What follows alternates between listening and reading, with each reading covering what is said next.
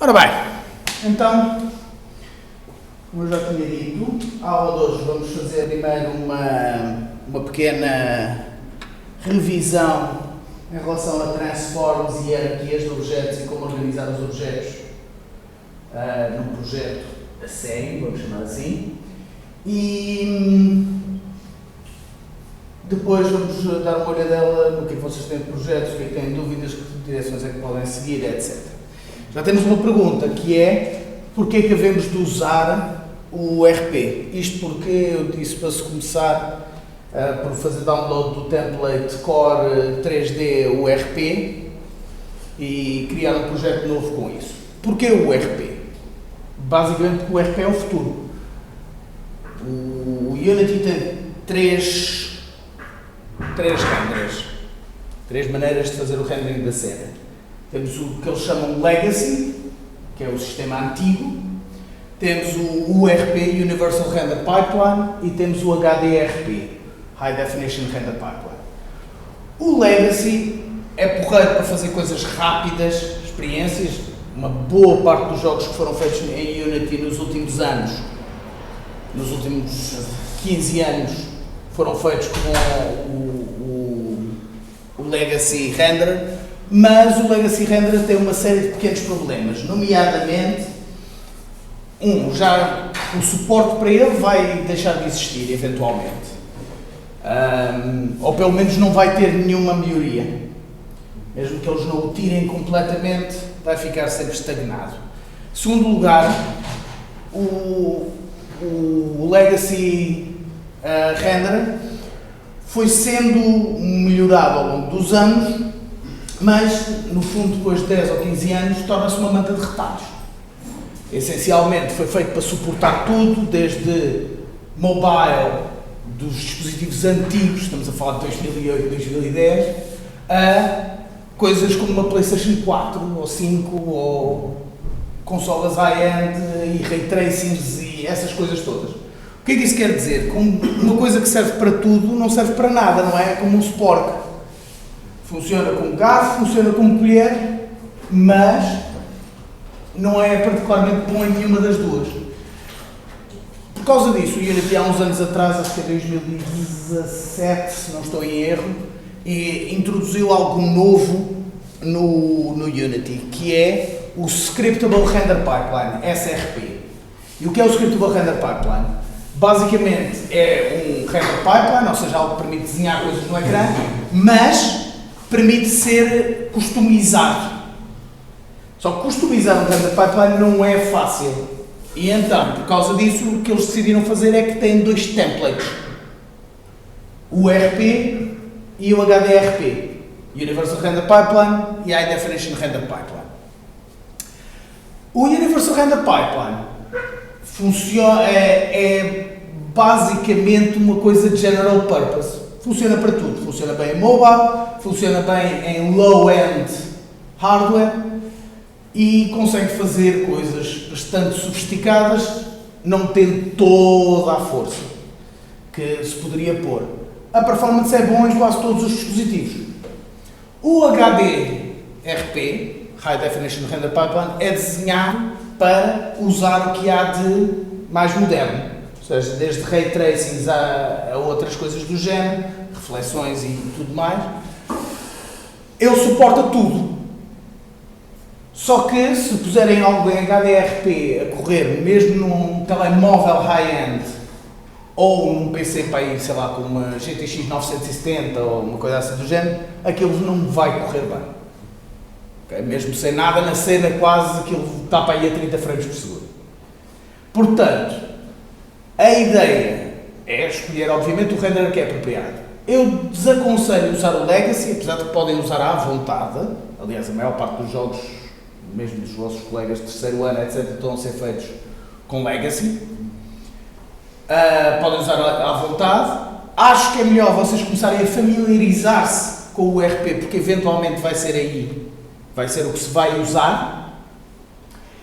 O HDRP é overkill, porque se vocês não têm assets com uma qualidade suficiente, e quando eu digo qualidade suficiente é coisas que são feitas tipo a nível de fotogrametria, scan real, texturas pintadas baseadas em materiais reais, com substance painters e coisas do género, não vale a pena. Vocês não vão tirar dali o sumo. E o RP faz, eu diria, 95% do que é necessário para um jogo moderno, mesmo PS4, PS5 leve. Ok? Portanto, porque o RP é general purpose, serve para tudo e não se está a dedicar de nada em particular e tem boa performance. Pronto. Eu criei aqui um projeto, o RP. Eu depois vou fazendo assim umas coisinhas bonitas aqui pelo meio só para manter isto minimamente interessante, e eu não gosto de ver coisas feias.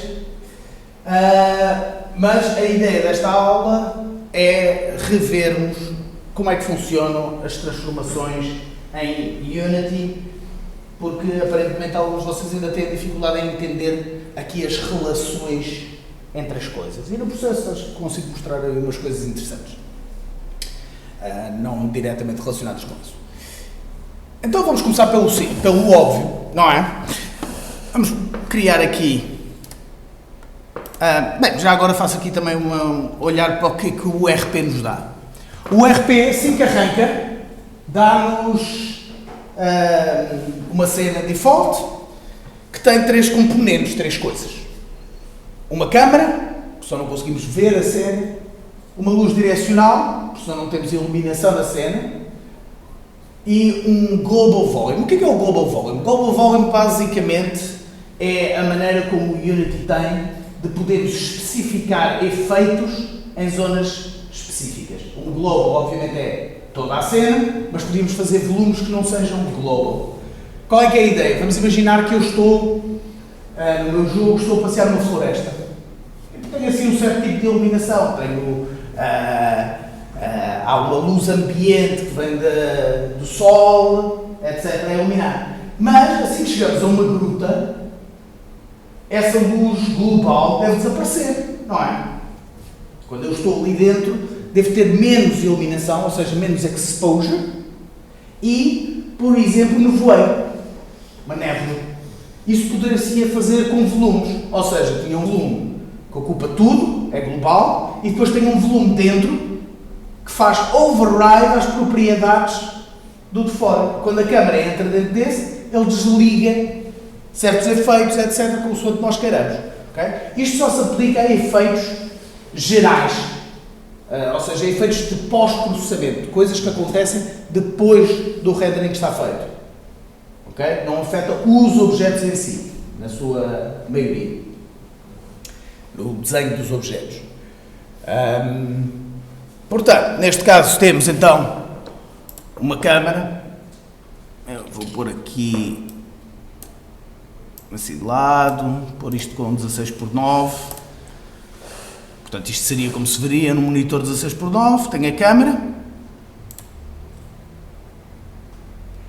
Tenho as luzes. E tenho um Global Volume. Por exemplo, este Global Volume, portanto, o modo, como diz aqui, é global, portanto, afeta tudo sempre. O peso basicamente diz como é que qual é que é se ele está em toda a sua força ou não. Prioridade basicamente permite-me definir níveis, ou seja, algo com prioridade mais alta faz override às propriedades do que tem mais baixa. E o perfil, pronto, é o Scriptable Object onde isto é guardado. E neste caso em particular, temos 3 efeitos que ele pôs logo. Ele faz isto por default, vocês podiam remover efeitos ou acrescentar mais. Tone Mapping. Tone Mapping basicamente é uma maneira de alterar as cores, é como um filtro de cores no Photoshop ou uma coisa do género.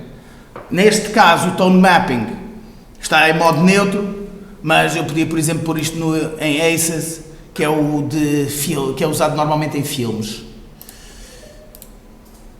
Há maneiras melhores depois de configurar isto, outros efeitos, mas pronto. Depois temos o Bloom. O Bloom, nós vamos ver este mais, daqui a bocadinho vamos ver este um bocadinho melhor, quando eu fizer aqui uma coisa. Mas basicamente é para dar o aspecto de glow às coisas que são emissivas. Coisas muito brilhantes ficam mais ficam com aquelas auras à volta, dá a sensação de brilho. Finalmente, o vignette. O vignette é algo que escurece as bordas do ecrã. Ou seja, se eu aqui aumentar a intensidade, vemos o que ele está a fazer. Normalmente é discreto o efeito, aliás, como podemos ver. Para que é que isto é usado? Isto é muito usado. Quase todos os jogos usam algum tipo de vignette, porque mesmo que seja extraordinariamente discreto, ajuda a focar a atenção no centro, onde as cores são mais vivas. Obviamente que depois pode ser usado para efeitos especiais, como um piscar de olhos ou uma coisa assim do género, mas normalmente há outras maneiras melhores de fazer isso. Pronto. Ok, e então agora vamos começar por criar objetos. Eu vou criar aqui dois objetos, duas esferas. Há aqui uma e está aqui outra. Eu vou movê-las, não interessa para onde, simplesmente para elas estarem aqui na cena alguns. Ok? Estes objetos são criados no chamado top level ou root level, na raiz da cena, ou seja, não têm pai. São objetos cujo seu pai é nulo, se eu fosse procurar. O que isto quer dizer? Quer dizer que eles não são afetados por ninguém. Ok? Portanto, e mais também, neste caso, o objeto não tem filhos, o que quer dizer que eu consigo mover qualquer um destes objetos à vontade e não vai haver mais nada a ser alterado na cena. Portanto, bastante desinteressante, não é? Agora, eu posso fazer com que um objeto seja filho de outro objeto.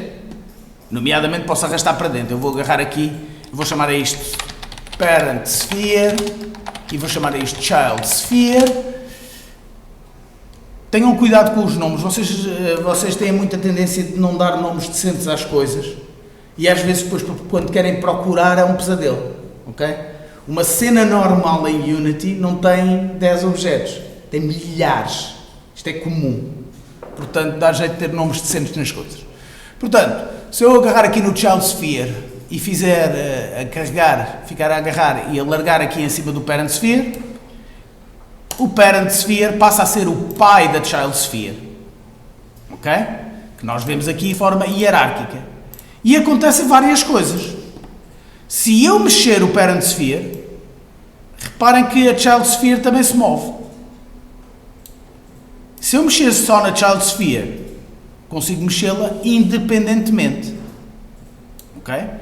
E reparem também que isto não tem só a ver com a posição.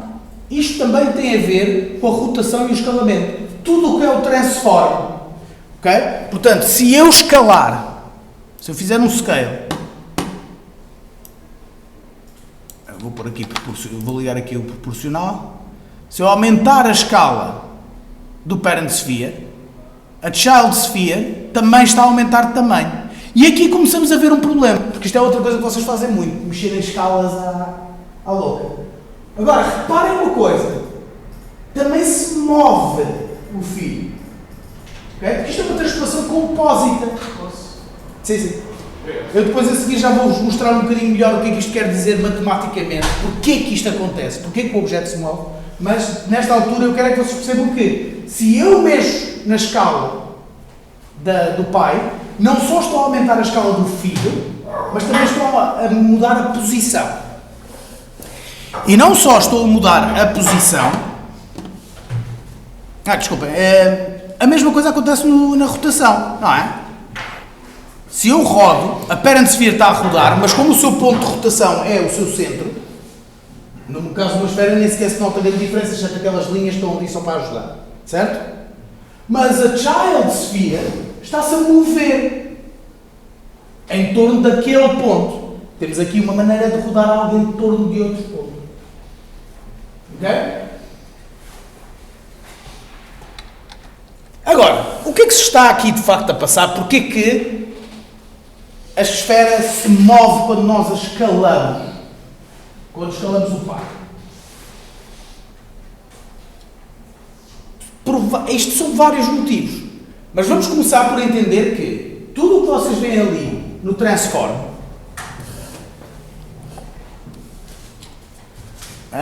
ele aqui está a mostrar aqui o gizmo de movimento quando eu tenho o Parent Sphere selecionado, mas é porque eu tenho aqui este modo. Onde é que ele está? Não. É aqui. Eles mudaram aqui os botões de sítio. Isto está como center.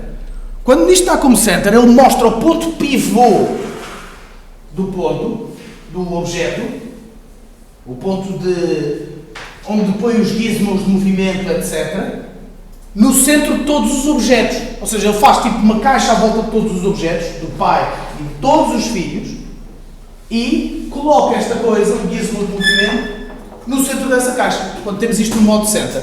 Eu não gosto de trabalhar no modo center porque induz em erro. Porque eu penso que o objeto está ali e não está. O objeto está aqui.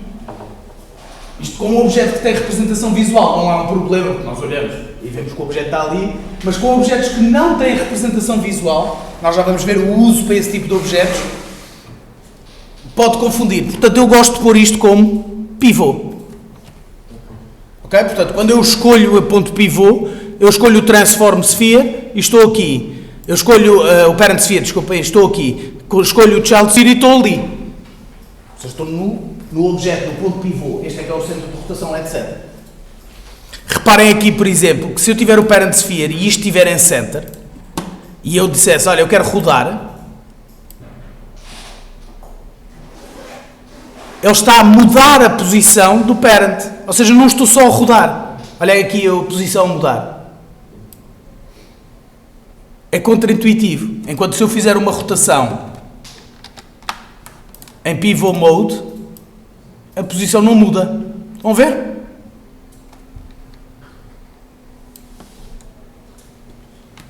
Ok.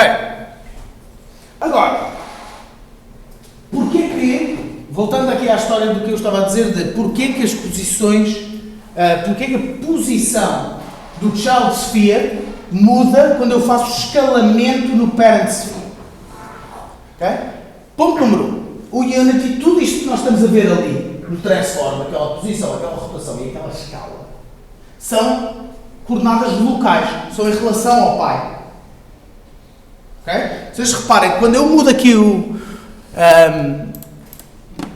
vou pôr aqui o Child Sphere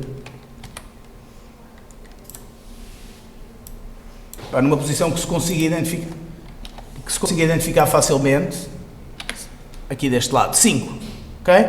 Vocês reparem, quando eu faço escalamento aqui no Parent Sphere, manifestamente a Child Sphere está-se a mover, não é?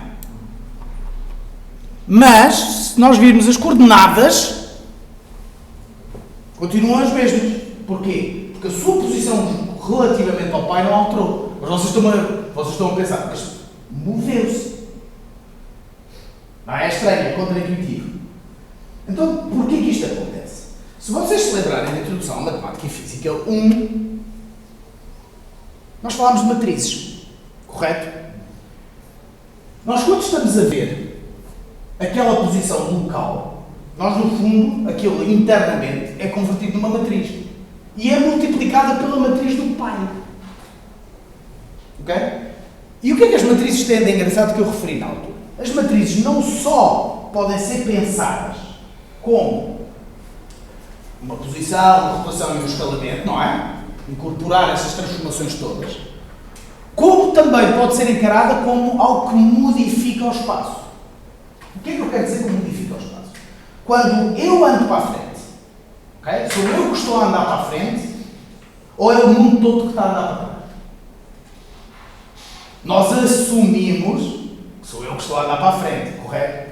Mas reparem que, sob o ponto de vista prático, é inteiramente irrelevante. Não é? Qual é a diferença? O que é diferente no mundo por ser o mundo a andar para trás ou eu a andar para a frente?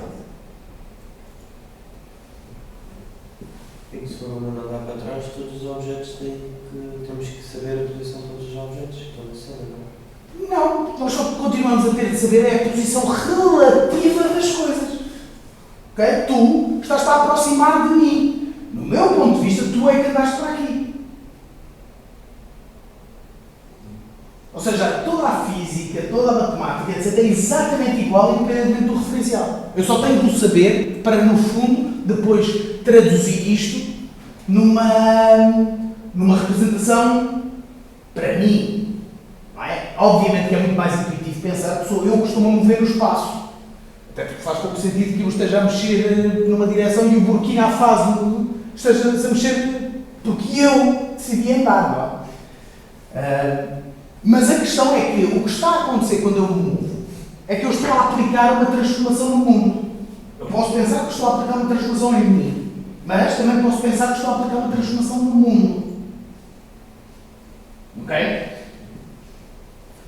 Ou seja, no fundo, uma matriz o que faz é que distorce o mundo, altera as propriedades do mundo. Ok? Vamos imaginar, eu vou agora fazer aqui um diagrama.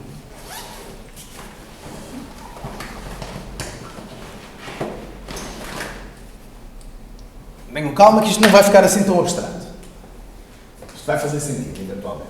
Okay? Eu tenho um sistema de referencial. Um referencial. Vamos fazer só em XY. Tenho aqui umas marcazinhas. Isto são as minhas unidades.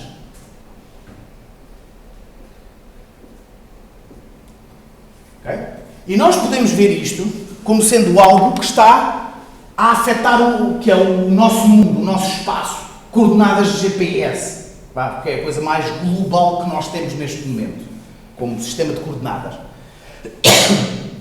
E então, eu, por exemplo, posso ter aqui, nesta coordenada, 1, 2, 3, 4, 5, 1, 2, 3. Portanto, esta é a posição de alguma coisa no espaço. E eu estou aqui em 2, 1. Correto? A minha percepção quando eu olho, vamos imaginar que isto é uma câmara, não é? E que estou a olhar naquela direção, eu vejo ali este no 5,3. Mas eu não estou a ver isso. Imaginem que eu não sei as minhas coordenadas de GPS. Nem as coordenadas de GPS. O que eu vejo claramente e conseguiria medir com uma fita métrica, etc., é que este gajo, relativamente a mim, está em 3, 2. Não é? Eu sou, efetivamente, o 0, 0. Correto? Isto pode não ser a maneira mais simples de pensar acerca disto, mas não causa estranheza, correto? São coordenadas relativas. Portanto, se eu andar em frente, eu continuo a ser o 0, 0, mas este gajo passa a estar em tipo 2, 2. Relativamente a mim. Certo? Agora, onde é que isto começa a criar alguma estranheza? E daí este efeito. Quando eu mudo a escala. Vamos imaginar que eu passo a ter o dobro do tamanho. Okay?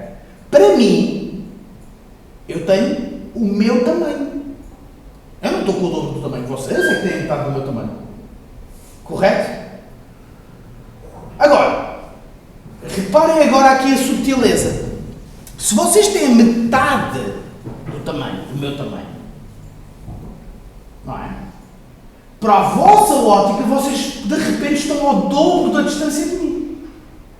Porque as vossas unidades encolheram. O que é que acontece durante um escalamento?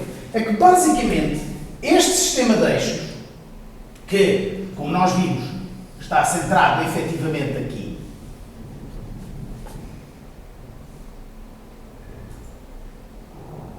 eu sou o 0, 0, não se esqueçam disso. Quando eu escalo isto para o dobro do tamanho, o que eu estou a fazer é aumentar esta escala. Cada unidade passa a valer 2 unidades. Correto? Ou seja,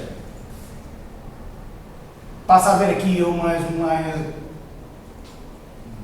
Portanto, aqui passa a ser o dobro da escala, correto? Eu dupliquei, é tipo como... Agora aqui é pouco intuitivo, ou seja, nós aumentámos por 2 e nós pensaríamos, então ficou mais espaçado. Não, ficou menos. As unidades em relação ao mundo mudaram. O que é que isto quer dizer? Quer dizer que agora eu estou, da minha perspectiva, ele está ao dobro da distância. Não só aumentou, como duplicou a sua distância a mim. Porque o que esta minha matriz, o meu escalamento está a fazer, é mudar o espaço. A mesma coisa acontece na rotação. Se eu rodar 45 graus, o que eu estou a fazer é que estou a mudar o sistema de eixos. E ele fica inclinado. Em vez de estar assim, assim, está assim. Na minha ótica, nada mudou. Mas este objeto, aos olhos do mundo, vai se mover. Para estar na mesma posição relativamente a mim. Estão a entender? Okay? É por isso que quando se faz um escalamento, a distância muda. É por isso que quando eu faço uma rotação no pai, o filho começa a andar. Sem nunca mudar as suas coordenadas. Reparem que este 500, se eu chegar aqui e rodar isto, em relação ao mundo, isto claramente mudou de posição. Mas em relação ao pai, ele está no mesmo sítio. O eixo é que mudou. Estas 5 unidades de posição X são em relação ao sistema de eixos do pai. E por aí em diante. É por isso que isto tudo muda. E é por isso que se tem, isto é, simultaneamente, uma maldição e uma bênção. Dá para fazer coisas muito boas com isto. Nomeadamente, sistemas de esqueletos. Não é? Se eu mexo o meu braço, o meu antebraço, o meu braço move-se. Sem nunca ter mudado nada. Não é? E a mesma coisa com os dedos, os pés, etc. Agora, é uma maldição porquê? Porque tudo aquilo que nós fazemos em termos de posição, escalamento, etc. no pai, está a afetar os filhos e às vezes de maneiras imprevisíveis. Posições, regra geral, não é um problema. Todos nós conseguimos perceber, se eu mexo o pá, o filho mexe. Agora, quando começamos a meter rotações e escalamentos, começamos a ficar confusos. Aqui, no caso do Unity, quando estou no editor, isto não é grave, porque se eu quiser mudar a posição agora deste objeto, eu chego aqui e mexo aqui o objeto e ponho na posição que eu quero. Mas em termos de código, se eu quisesse mudar o X ou o Y do objeto, ia ter que ter cuidado como é que eu mexia. Porque então eu podia querer mexer, fazer o objeto andar ao longo deste eixo, mas se eu mexo no local position, vou estar a mexer o objeto naquele eixo. Porque é o seu eixo. Ok? Portanto, cuidado. E isto leva-me à grande lição, que é a coisa que vocês aparentemente nunca aprendem isto, mesmo no terceiro ano, os vossos colegas continuam a fazer os mesmos erros. Cuidado com os escalamentos em particular. Especialmente o chamado escalamento não uniforme. O que é o escalamento não uniforme? É que não é o mesmo em todos os eixos. Porque isso pode levar a coisas completamente estranhas. Reparem. Ora bem, eu tenho aqui o objeto. Vou fazer aqui reset a isto. Vou centrar este objeto no mundo. E vou pôr aqui uma escala de 1. E tenho o meu objeto filho. Vamos pôr isto nas 5 unidades. Estamos aqui outra vez à nossa situação inicial, correto? E eu agora chego aqui ao Parent Sphere e mudo aqui a escala. E ele é o dobro em Z. Porque o objeto eu queria que ele ficasse assim mais oblongo. Porra. Agora, aqui o problema é que quando chego aqui ao Child Sphere, se eu movo em Z, se eu mover para 5,5, eu estou à espera que ele faça mais ou menos 45 graus, correto? Fica aqui nesta linha. Aqui algures neste arco. Correto? Mas se eu puser aqui 5, vou pôr menos 5 porque estou na direção oposta. Vão ver? Ele andou o dobro em Z. Torna-se difícil para ver os efeitos.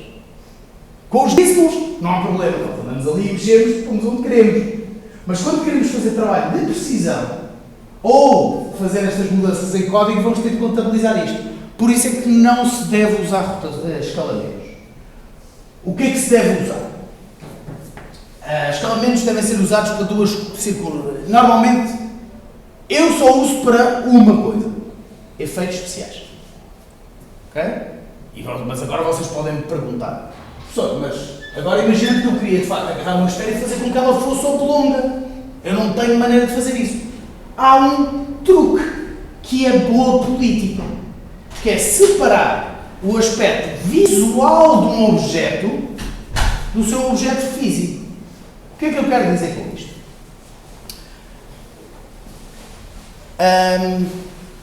Devia ter trazido um FBX. Isto também acontece com os meshes que vocês importam do Blender ou do Max ou do Maya, ou seja lá de onde é que vocês estão a buscar mesh, para ajustar fatores de escala, não é? Muitas vezes vocês importam coisas e eles ficam deste tamanho ou ficam demasiado grandes. Vocês querem escalar. Podem mexer nas unidades, isso é perfeitamente possível, mas isso também vai estar a induzir uma escala, que em princípio vocês não ligam, mas está lá. Ok? Deixem-me buscar um FBX já agora. Há para aqui um Chrome, alguns. Um Firefox 7.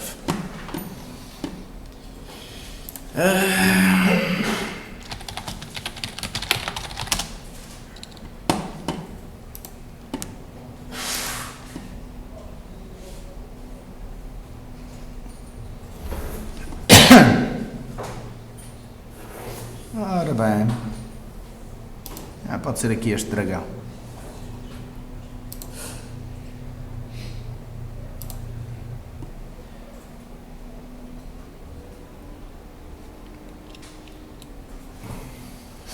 Vou buscar aqui uma coisita. Isto é o mesmo problema. Nós ali queríamos fazer uma esfera oblonga, aqui provavelmente vamos ter problemas de escala. E vamos querer mudar a escala do objeto.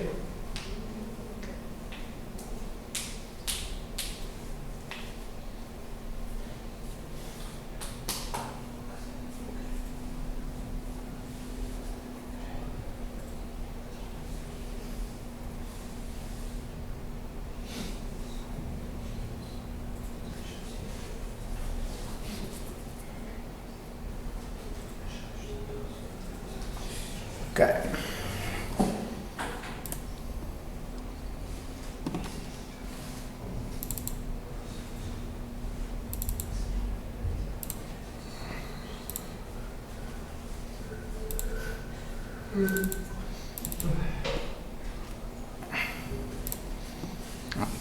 Vou importar isto. Ok, tenho aqui a mesh. Isto também é possível que vos aconteça com frequência. Vou já agora, quando vocês usam o RP, fazer aqui um desviozinho. Vai fazer assim, um roxo, magenta. Porquê? Porque a maior parte destes packages, eu vou pôr aqui na cena alguns, como vocês veem, manifestamente este dragão é demasiado grande para a escala que eu estava a trabalhar. Ainda bem, era isto que eu queria demonstrar. Mas está a roxo, isto não dá jeito nenhum. O que é que se passa? Estas ferramentas todas, de importação, etc., de exportação de FBX e não sei o quê, da maior parte das ferramentas, das tools de modelação 3D, etc., mesmo quando têm a versão Unity, estão preparados para o Legacy Render Pipeline. E nós estamos no URP. O que é que acontece? O Legacy Render Pipeline diz: olha, usa este shader, usa esta coisa para iluminar o objeto, e ele não existe, porque nós não estamos a usar o Legacy, estamos a usar o Universal Render Pipeline. Portanto, vamos ter de converter. Duas maneiras de fazer isto. Podíamos fazer isto à mão, seca. Ou podemos pedir ao Unity: olha, tenta fazer o teu melhor palpite. Às vezes não vai funcionar, por isso eu vou-vos mostrar também o método manual. Mas, faz o teu melhor palpite. E qual é que é o melhor palpite dele? É aqui no Edit. Onde é que está? Não, se calhar é no Assets.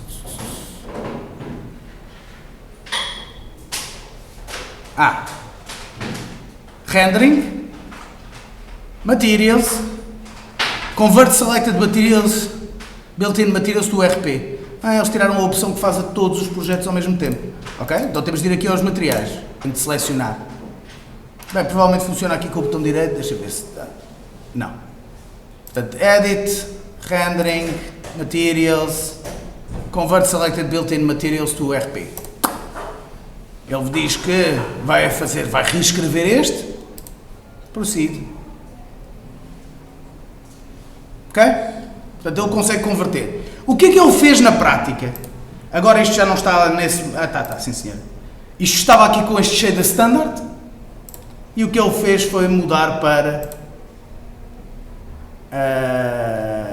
este LED, acho eu. Ele depois tem umas regras de conversão mais sofisticadas, dependendo do que é que se quer. E ele agarrou nas texturas que existiam e não sei o que e meteu nos sítios certos. Portanto, às vezes é preciso, se não conseguir converter, vocês têm de fazer isto à mão. Se tiverem a usar o URP e os vossos assets vierem de algo que não suporta o URP. Se eu não estou em erro agora, neste momento, as coisas que vêm do Blender e não sei o quê, quando vocês fazem export do FPX e importam aqui, ele já funciona bem. Mas se isto acontecer, ou seja, roxo numa cena quer dizer o shader não está bom. A não ser que seja um objeto completamente roxo, e ninguém faz um objeto completamente roxo saturado. Ok? Portanto, roxo numa cena 3D é normalmente objetos que não estão a funcionar. Fun fact, o Unreal é exatamente igual, ou seja, faz o mesmo. Objetos em que o shader tem problemas ou qualquer coisa, fica totalmente roxo. E porquê? Porque era a cor que o John Carmack escolheu quando fez o engine do Quake, para reportar erros. E, como o Quake se tornou parte do ADN de muitos engines naquela altura, 98, 99, 2000, toda a gente acabou por usar essa convenção. Ok? Por que não preto, diriam vocês? Porque preto é válido. Na maior parte das cenas. Se eu estou numa cena que está totalmente não iluminada, de cor é que a coisa vai estar? Preto. Portanto, não nos dá propriamente um aviso que alguma coisa está mal. Pronto. Portanto, agora, voltando então ao tópico das escalas, dessas coisas todas. Este dragão é claramente muito grande. Ok? E se eu chegar aqui, ele tem aqui o scale tal, e eu podia realmente chegar aqui e diminuí-lo. Ok? Seria uma possibilidade. Mas lá está. Qualquer objeto filho que ele tivesse agora, eu ia ter que ter aqueles cuidados todos, porque as distâncias, isto e aquilo. Porquê que isto é importante? Vocês chegaram e agora modelaram uma espada.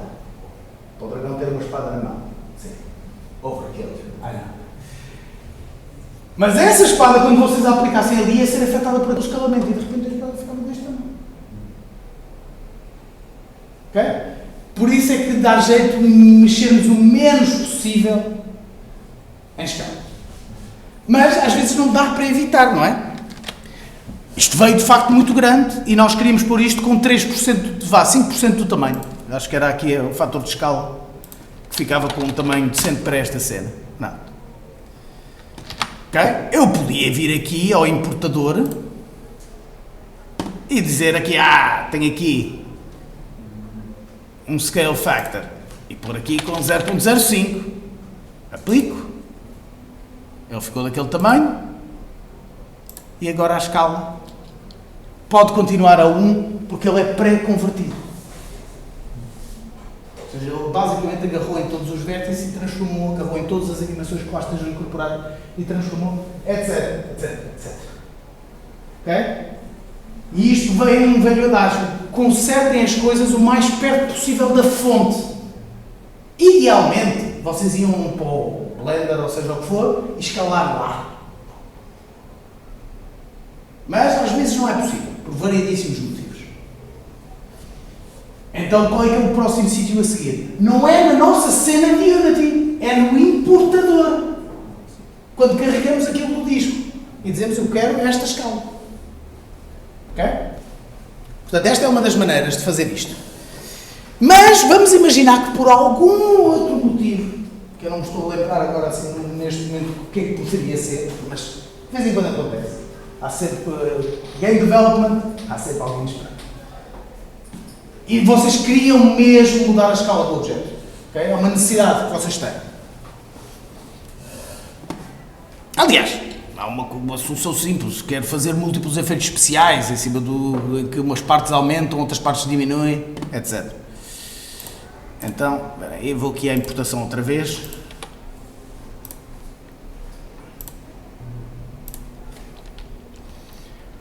Eu agora podia chegar então aqui e fazer a tal alteração, mas fico com o escalamento, eu não quero escalamentos, ok? Já partimos desse princípio. Então o que é que se pode fazer? Pode-se tentar minimizar o problema. E como é que se minimiza o problema nestas coisas? Regra geral, usando a hierarquia a nosso favor. Separando, em primeira instância, separando o que é o objeto dragão, o objeto lógico, do objeto visual. Ok? Como é que eu faço isso? Basicamente brincando com pais e filhos.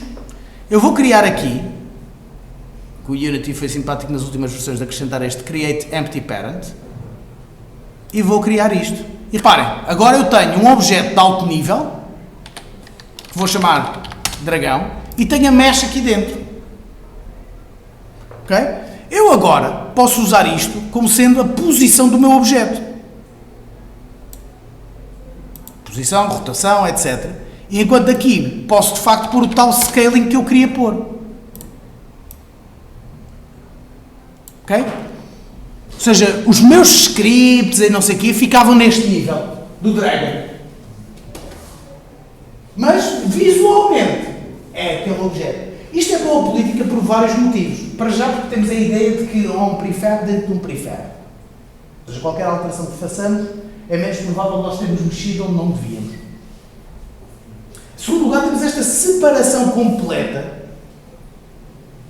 entre a representação visual e a física do objeto. Ou seja, o meu objeto tem esta posição. Ele visualmente está no 000. Porquê? Porque foi transformado pelo pai. Isto tem várias vantagens. Por exemplo, uma das vantagens é que eu até posso levar isto mais longe. E isto é como eu costumo fazer em boa parte dos meus jogos. Que é, vou criar aqui um pai dentro do pai.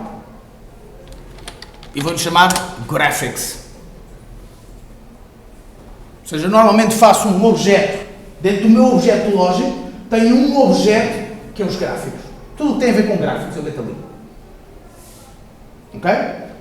Qual é que é a vantagem disto? Reparem, eu tinha um escalamento 0.05 neste objeto, mas vamos imaginar que eu vou do dragão, vou buscar a Asset Store, em que eu não tenho uma escala, está a 1. Não é? Mas são outros dragões, só que fui buscar a fontes diferentes, tive que aplicar escalamentos diferentes nos dois casos, correto?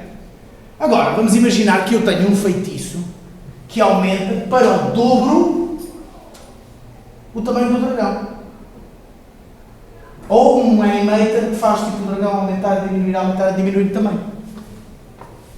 Agora reparem, o aumentar e diminuir de tamanho, num caso, por exemplo, significava que o dragão ficava com 0.1 a 0 tamanho, ou oscilar ali, e no outro caso, que tinha as dimensões certas, era entre 0.9 e 1.1. Correto? Ou seja, eu tinha aqui dois escalamentos e ia ter de andar a ver qual é que é o escalamento deste para guardar os dados, etc. Coisa que não dá sequer para fazer um animator. Mas agora tenho uma ferramenta para isso. Porque se eu agora quiser escalar os dois dragões que vêm de sítios diferentes, com escalas diferentes, mas que quero que tenham o mesmo comportamento, eu só tenho de ir a este objeto aqui, Graphics, e mudar a sua escala. E vai funcionar sempre, independentemente de onde é que venha este modelo que estava cá dentro. Reparem, se eu duplicar isto, tenho aqui o segundo dragão, e o seu Graphics Object, vou tirar este, e vou pôr uma esfera. Claramente não tem o tamanho de um dragão. Portanto, aqui, neste caso, 2, 2, 2. Ok, assim já tem. Pronto. Ok? Portanto, temos aqui duas coisas que têm escalas radicalmente diferentes. Mas, se eu quiser efetuar o mesmo efeito, sem tirar nem pôr, posso mexer na escala da mesma maneira.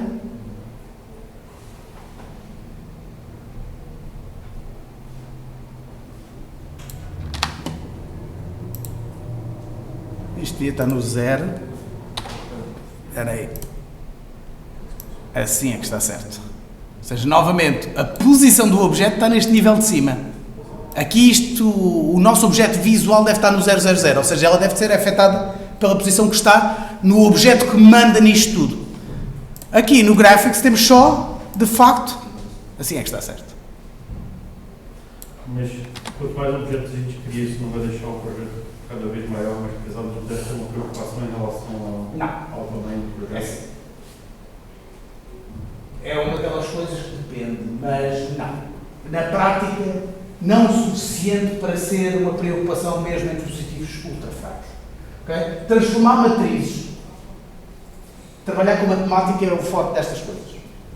Desenhar, eu provavelmente, sim, só para dar uma noção de escala, eu ter 1000 objetos, 1000 cubos, e desenhar 1000 cubos e transformar 1000 cubos pela cena provavelmente é mais leve do que aquele dragão sozinho, em termos de performance. Obviamente que tem de ser a gerir as coisas. Eu ponho aqui uma hierarquia com 45 objetos. Para já torna-se difícil de trabalhar com ela, mas não é um impacto para aí além. A hierarquia é um engine eficiente e separa as coisas. Ou seja, quando eu para desenhar, ele só tem estes 2 objetos na lista de coisas para desenhar. Portanto, ele só vai desenhar 2 objetos. O que vai acontecer é que antes disso vai haver uma fase que eles chamam pre-transform phase, em que vai efetivar estas transformações todas. Essa fase, sob o ponto de vista puramente teórico, poderia ser lenta, mas com o tipo de máquinas que existem hoje em dia, se nem sequer entra nas equações. Provavelmente tu nem sequer consegues identificar num profiler e ver a performance, comparado com o custo de tudo o resto. Rendering é um custo enorme, qualquer lógica, qualquer for para correr os objetos todos, etc. Eu já vi, em termos de, isso chama-se um stress test, eu já vi cenas no Unity com 1 milhão de objetos e a correr fluidamente. Okay?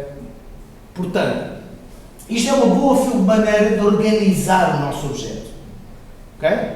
O nível de topo diz-me onde é que o meu objeto está, portanto este aqui, o Dragon, aqui neste caso, diz-me onde é que o meu objeto está, para onde é que ele está virado e qual é que, se eu quisesse pôr uma escala de regra geral, eu evitava. Depois tenho um objeto Graphics, onde eu ponho tudo o que é Graphics. E o que é tudo o que é Graphics? Vocês não se esqueçam disto. Neste caso só temos o dragão, mas imaginem que agora tínhamos também um sistema de partículas, é um dragão, um Frost Dragon, tem um sistema de partículas que está à volta dele. Também queremos que ele seja afetado pelas escalas que nós vamos introduzir. Portanto, esses objetos também estariam aqui debaixo do Graphics. Ou os vários objetos. E de vez em quando são muitos. Objetos visuais.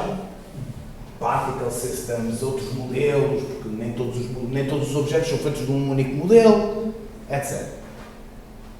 E todos os nossos scripts da nossa lógica também colocaria em cima. No nível de cima. Okay? Isto é uma boa organização. Esta nunca me falhou. Quando eu resolvi se eles vão fazer este tipo de organização, que também aconteceu com muitos projetos, especialmente jogos de Game Jam, etc., há um ponto em que eu me arrependo de não ter feito. Porque à medida que o projeto vai crescendo em complexidade e eu quero acrescentar mais coisas, etc., torna-se cada vez mais complicado de gerir. Ok? Depois há outras filosofias um bocadinho diferentes. Por exemplo, eu disse que todos os scripts ficam ali no Dragon. Mas, por exemplo, imaginando que nós temos um script que só trata do aspecto visual de alguma coisa. Eu fiz um RPG há uns anos atrás e eu tinha... o personagem podia estar bleeding, poisoned, frozen, etc. E isto, basicamente, no jogo, para facilitar, por causa do tipo de gráficos que eu estava a usar, eram essencialmente sistemas de partículas diferentes que eram ativados. Portanto, tinha esta estrutura, Dragon Graphics, e depois todos os status effects. O que eu fiz foi meter um script aqui no Graphics que tratava do aspecto visual. Ou seja, que perguntava ao script de cima qual eu estou em algum estado e ativava, ou seja, como era uma coisa apenas visual, tinha ali um script que tratava só disso e esse posto todo no Graphics. O que fazia extraordinariamente fácil de trocar objetos. Ou seja, código de qualquer inimigo estava todo no nível de topo. Era igual para todos os inimigos, só mudavam o script do object que entrava lá para dentro. Depois os templates, depois disso, isso era sempre igual em todos. Prefab variant, para este e aquele. só mudando aquelas coisinhas, ok? Faz com que tudo seja mais fácil. Ora bem, mais, uma coisa interessante aqui, isto continuou aqui, apesar de eu ter feito o upgrade, isto continuou aqui com o thumbnail errado, ok? Recarregar o projeto nem sempre vai tirar o thumbnail errado. Se querem garantir, podem fazer reimport. Não? Refresh? Então. Não. Acho que já lixei esta porcaria. Não. Desistiu. Então. Este agora não quer.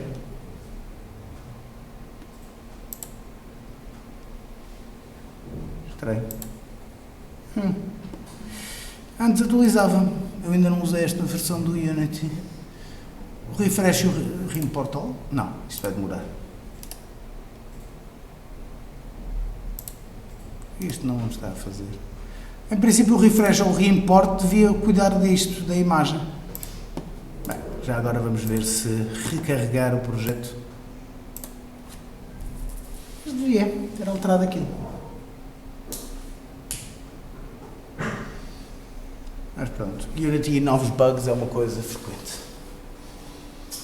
Ora, portanto, isto vimos aqui então um uso de como é que podemos organizar os nossos objetos de maneira ok, o reload funcionou. Portanto, agora acabámos de ver aqui uma maneira de organizar o nosso projeto e como é que as transformações afetam os vários níveis. Dúvidas acerca disto? Nada? Isto é importante, malta, porque não se esqueçam que estas coisas são as bases.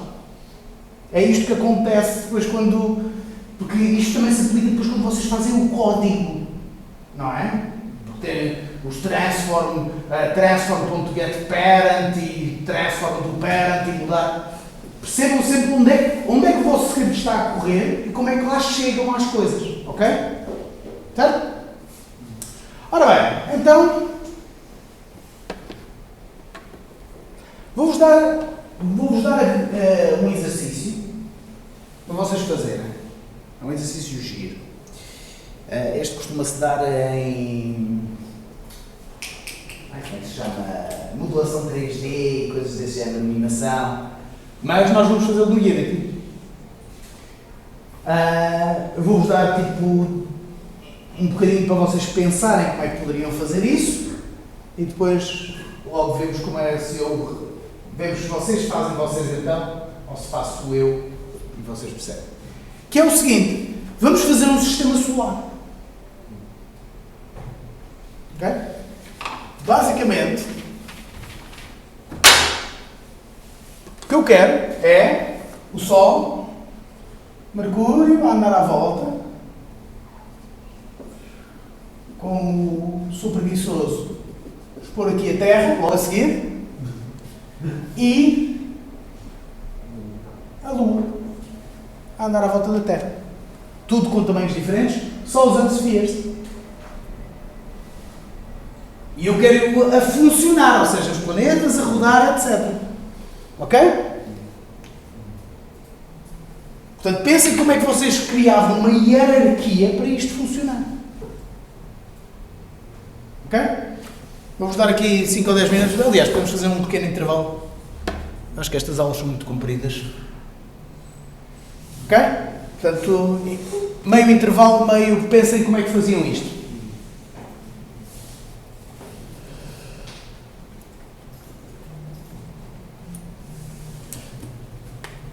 Vou pausar aqui o OBS.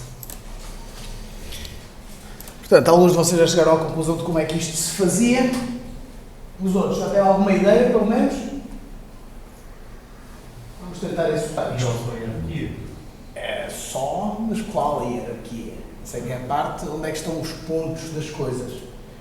Então vamos começar por fazer isto. Vou apagar isto aqui, estes objetos. Portanto, vamos começar por fazer um Sol. E temos então aqui uma esfera. Só que isto é uma esfera muito pequena, não é? O Sol é uma coisa grande. Portanto, eu vou criar aqui um objeto Pi, vou chamar a isto Graphics e vou mudar-lhe a escala para algo decente. Centrar isto no mundo.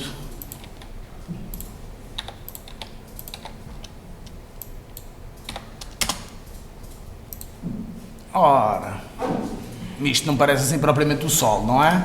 Então vamos criar aqui um material para isto. Vamos criar aqui uma pasta de materiais. Criar aqui um novo material.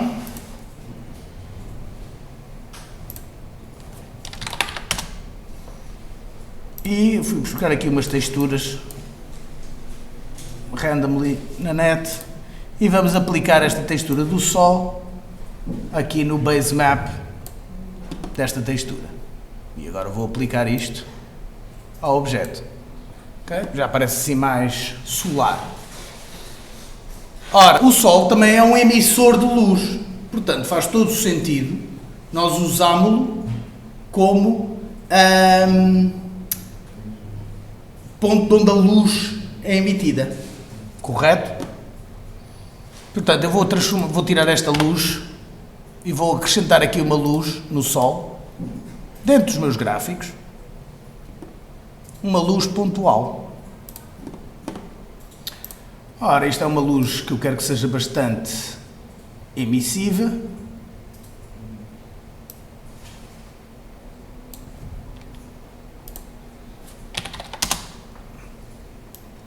Com um alcance muito grande.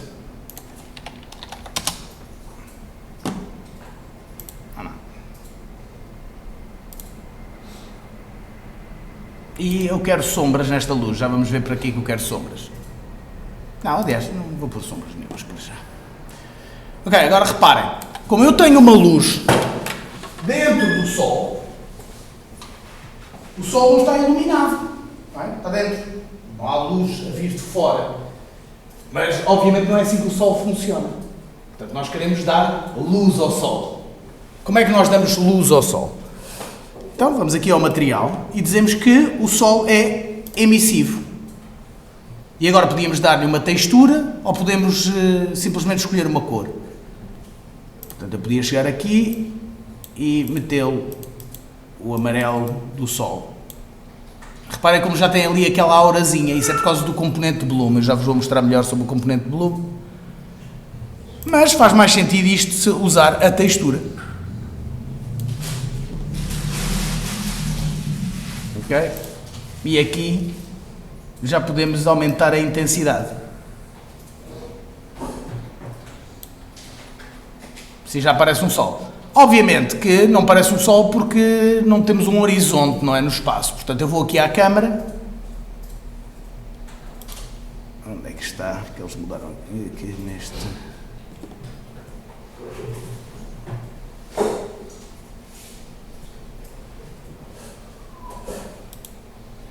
Aqui no Environment, Background Type, eu quero uma cor e quero que seja preto. Okay? Nós estamos a ver é o glow do Sol, não é? Se a câmera estiver aqui mais para trás, eu vou desligar aqui desta view também a Skybox. Onde é que isso é? Não é aqui. Não é aqui. Aqui. Vamos desligar aqui a Skybox. Eu agora quero que a minha visão seja igual à minha visão da câmera. Para fazer isso, eu posso escolher aqui Main Camera, Align with View. Pronto, a minha câmera ficou na mesma posição que esta câmera que eu estou a usar aqui nesta janela. Pronto, tem ali um solzinho. Já bastante engraçado. Ok, agora que já temos isto, vamos então criar agora o nosso Mercúrio. Para isso, vou criar aqui um objeto, que é o objeto Mercúrio, e ele tem uma esfera lá dentro. E eu agora quero deslocar esta esfera, de maneira a estar Agora, várias coisas interessantes. Ela está iluminada, só uma das partes, não é? Como é suposto. E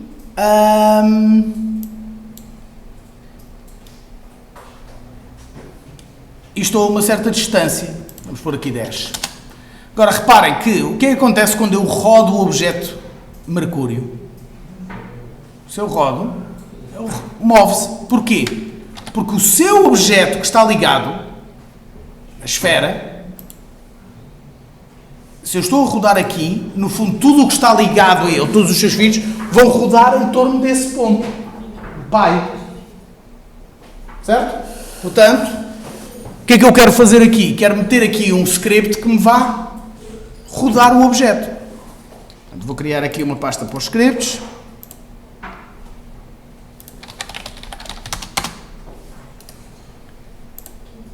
E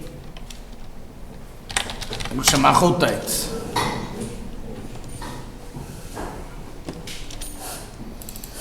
Vou abrir isto.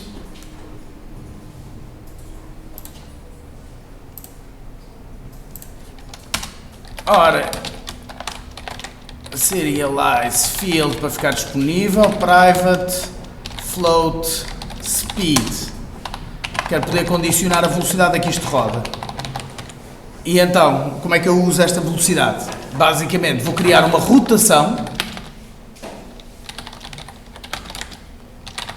usando ângulos de Euler. Essa rotação é 0 em torno de x, qualquer coisa em torno de y e 0 em torno de z. Ou seja, eu quero que rode só no plano vertical. O que é o qualquer coisa neste caso? Vai ser quanto tempo é que se passou desde a última frame, time, delta time, vezes a velocidade a que eu quero rodar. Vou inicializar isto a 180. O que é que isto vai fazer? Vai rodar 180 graus cada segundo, com aquele valor de 180. E agora tenho de aplicar esta rotação. Ou seja, esta é a rotação que leva uma rotação anterior para esta. Portanto, transform.rotation igual a transform.rotation vezes rotation. O vezes é o que aplica transformações. Rotações, compõem operações. Portanto, se eu agora agarrar neste script e puser aqui no Mercúrio,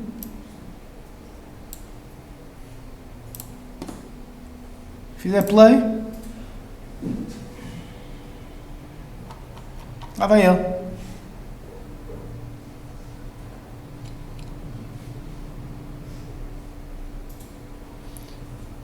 Reparar uma coisa interessante. Aliás, já vamos ver essa coisa interessante. Como eu gosto de coisas bonitas, vou aplicar aqui um material. Portanto, criar aqui um material novo para Mercúrio. Este usa a textura de Mercúrio. Não tem emissivo, não é? Não brilha. Portanto, está aqui.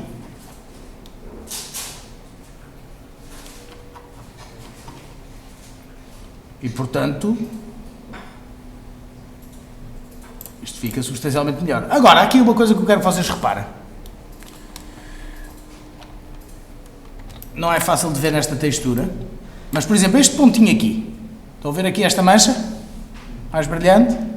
Quando eu ando para a frente, ela também está a rodar. Não é? Porque o objeto está todo ele a rodar em torno daquele eixo. Portanto, basicamente, fica sempre o mesmo lado virado para o Sol. Não está rodando no próprio eixo. Hã? Não está rodando no próprio eixo. Exatamente. Portanto, vamos acrescentar uma rotação em torno do seu próprio eixo. E, portanto, se eu chegar aqui a Mercúrio... Agora, isto é uma representação visual. Portanto, eu vou acrescentar esse script, porque nós estamos a rodar Mercúrio em torno do Sol, portanto, Mercúrio em torno do seu pai, e nós queremos rodar a esfera em torno de si próprio. Portanto, eu vou agarrar aqui no script e aplicar o script de rotação. Vou pôr a rodar muito depressa, que é para conseguirmos ver bem os efeitos.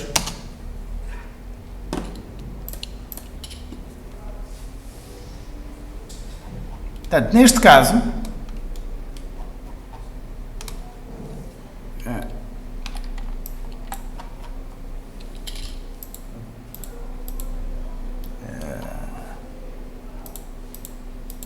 não está a funcionar como eu queria.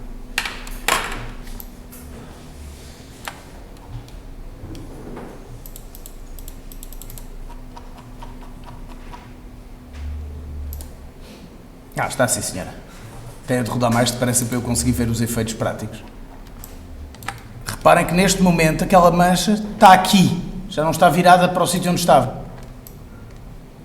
Okay, tinha era de fazer isto rodar ou mais depressa ou mais devagar para conseguirmos ver de facto aqui a diferença. 1080.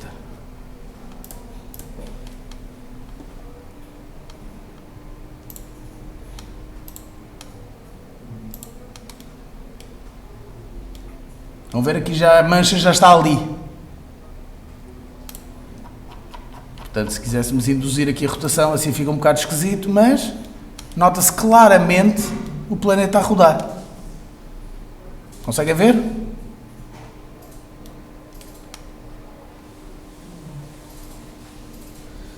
Se calhar aqui vê-se melhor, portanto eu vou pôr aqui a câmera outra vez apontada. Vão ver ali? O planeta a rodar sobre si próprio, super rápido.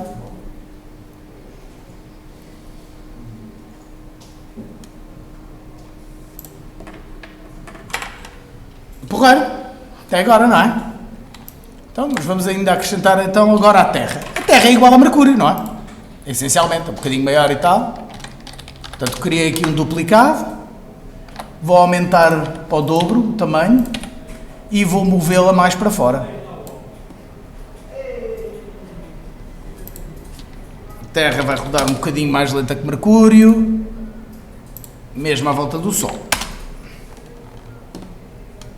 E criar um material para a Terra.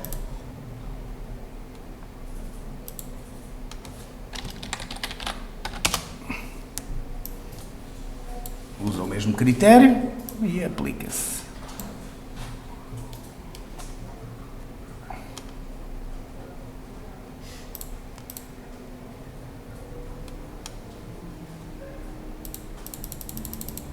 Notar claramente a Terra anda mais lenta que Mercúrio, mas também roda feita maluca à volta do Sol. Por acaso não estou a dizer que é muito rápido, mas se calhar não é, não é? Se pensarmos aqui quantas voltas é que ela está a dar em volta de si própria, quando está a dar as voltas à volta do Sol, se calhar não é assim tão... Esta velocidade de rotação da Terra provavelmente até é muito lenta. Ela devia rodar 365 vezes sobre si própria enquanto dá uma volta ao Sol. Não é? Portanto, teríamos de fazer aqui agora as equivalências das velocidades, porque ela está a dar uma volta ao Sol para aí em cada 4 segundos. Portanto, a velocidade de rotação da Terra provavelmente tinha de ser bastante mais alta para compensar esta velocidade. Mas pronto, já está aqui bastante catita, não é? Mas também Mercúrio está demasiado. Hã? Mas também Mercúrio está demasiado devagar. Eles comparativamente um ao outro até estão aí mais ou menos a uma velocidade. Provavelmente teria de ver as velocidades, se não estou em erro. Não, a Terra devia estar mais lenta ainda. Mercúrio dá a volta ao Sol em 88 dias. Portanto, um quarto do que a Terra dá. Portanto, se a velocidade de Mercúrio é de 180, a da Terra devia ser 45. Pronto, passemos accurate. Portanto, até agora está catita. O que é que ainda nos falta? A Lua. A Lua. Eu vou duplicar, fazer uma esfera, só que agora vou metê-la dentro da Terra.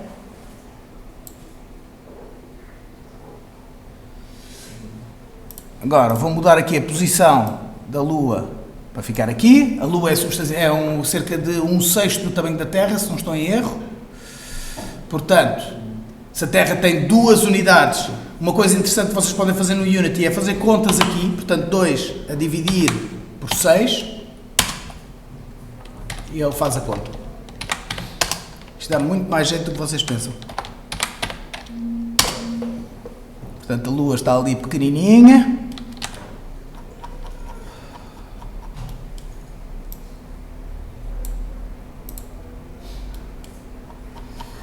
Esta posição é que não está certa. Porquê? Se eu deixar isto como está, neste momento, o que é que vai acontecer? A Lua vai rodar à volta do Sol.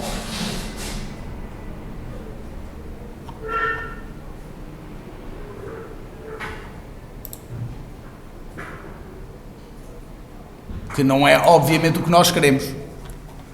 Portanto, eu aqui a Lua, este ponto pivô correspondente à Lua, vai ter de ficar centrado na Terra.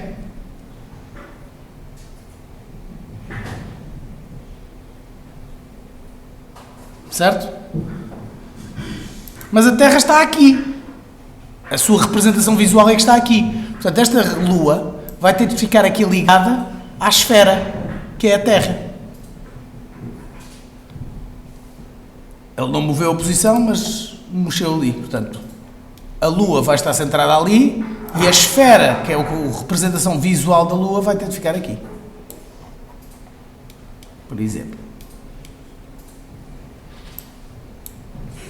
E vamos fazer aqui o material.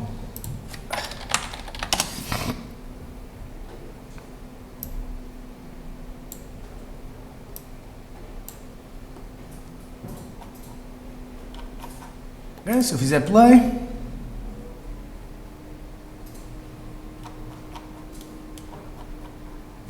olhem ali, a Lua à volta da Terra. Só por uma questão ilustrativa vou pôr a andar mais lento à volta da Terra.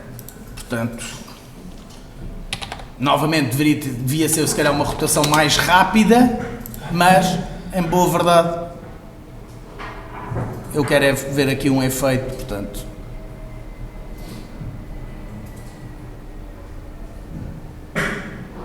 Vamos ver?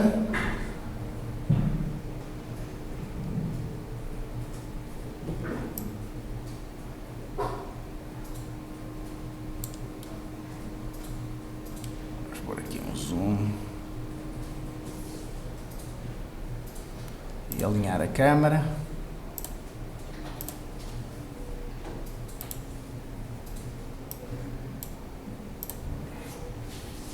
Claro, ainda podemos aqui melhorar substancialmente isto.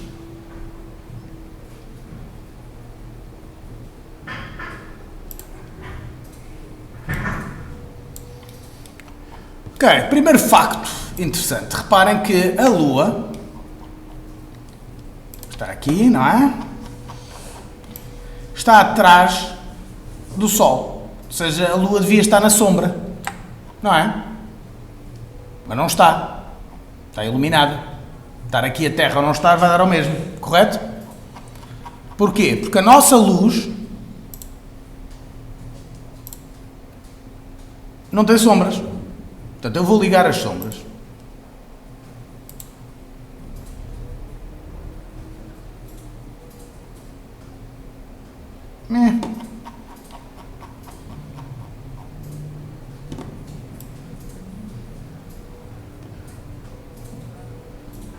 Reparem que agora o que aconteceu? Não estou a ver nada. Não sei se estou a ver alguma coisa. Esta luz está aqui a iluminar este, que é o que deveria. Mas a intensidade está a afetar, correto? Sim.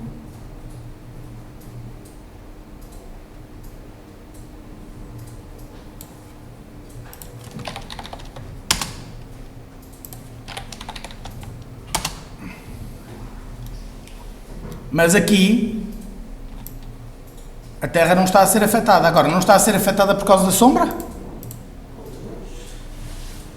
Vamos ver o que acontece. Exatamente. Mercúrio estava à frente.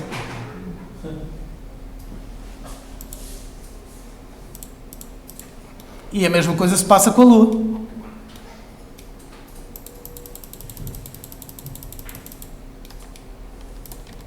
Se vocês carregarem Shift F, a cena fica sempre centrada naquele objeto, ou seja, a janela vai-se, a view vai-se mexer, até vocês mexerem de facto. Vamos ver se isto está certo. Ok, portanto aqui está escuro. Agora eu estaria à espera aqui de um eclipse, não é?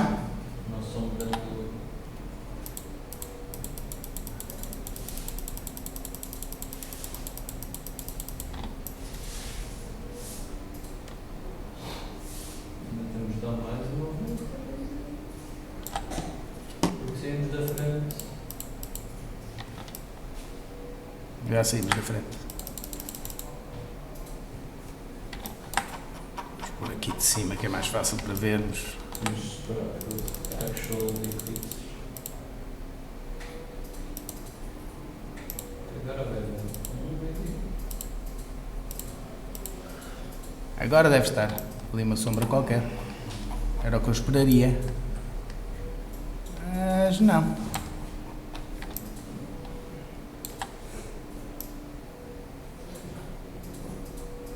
Não está a projetar sombra. Porquê que a Lua não está a projetar sombra? Uma excelente pergunta. Ela está ligada como algo que faz sombra. Pode ser uma questão de resolução. Uma sombra tão pequenina que ele não doeu. Vamos pôr ali mais perto. Sim. É uma questão de resolução. Tem pouca resolução. Então como é que se aumenta a resolução? Há várias maneiras. Uma é aqui. Já está alta, mas eu vou pôr custom e vou pôr ainda mais alto. Eu vou exagerar completamente.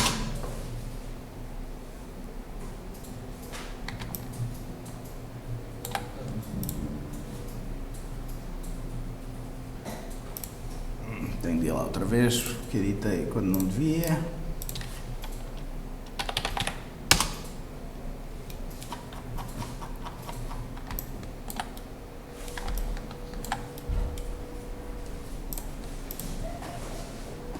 Desculpe, senhor. Posso levar uma cadeira? Podes. Obrigado. Bom dia. Diga. Isto é a sombra de Mercúrio. Era a sombra da Terra. E agora vamos ver se já fica. Se já temos até aqui uma sombra decente. Mas acho que não. Por acaso ficou um bocado desviado. Bolas.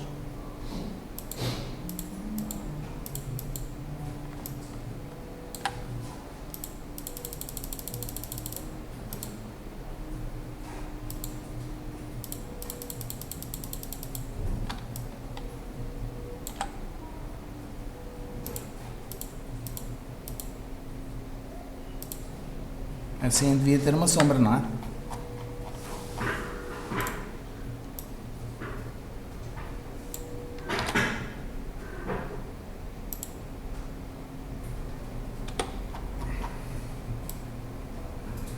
Devia estar mais longe para funcionar. Ok, continuamos a ter aqui um problema de precisão. Vamos ver se aumentando 16.384. Não. Ou seja, o que é que se passa aqui? É um teachable moment. O que é que se passa aqui na resolução das sombras? Como é que funcionam sombras? De uma maneira simples, ok? Funciona através do shadow map. Ou seja, é desenhada a cena a partir do ponto de vista da luz e depois, quando está a ser desenhado o objeto, é verificado se a distância verificar esse mapa para ver se o ponto que nós estamos a desenhar está atrás ou à frente do objeto que está mais perto da luz. Certo? O problema é que isto tem uma resolução finita. E principalmente, como é que se desenha a cena da posição de uma luz que é um ponto? Que emite luz por todo lado. É fácil pensar, por exemplo, num spotlight. Onde é que vai estar a sombra? Não é? Desenhado naquele retângulo correspondente à luz, certo? Mas uma luz que é um ponto, para onde é que ele vai desenhar? Qual é a direção da luz? Não há direção a todos os lados. Okay? O que acontece é que é usado um truque matemático que é um dual paraboloid map. O que é um dual paraboloid map? Basicamente ele vai desenhar para um hemisfério e para o outro hemisfério com um género de uma lente olho de peixe. Certo? Só que se vocês pensarem numa lente olho de peixe, os detalhes estão na direção da luz. Correto? Qual é que é a direção da luz neste caso?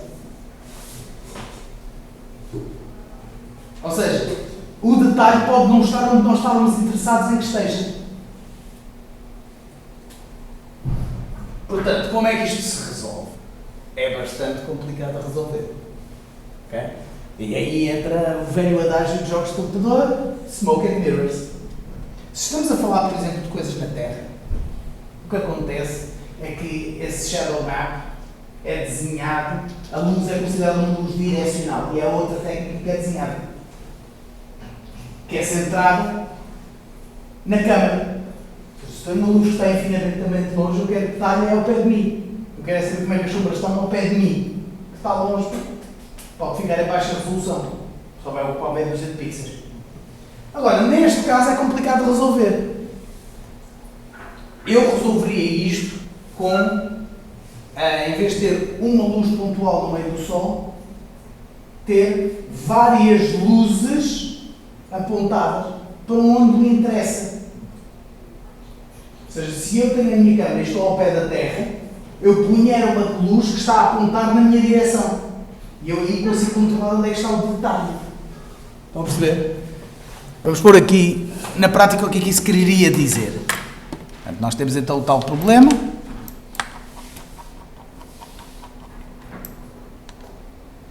Eu vou desviar ali Mercúrio.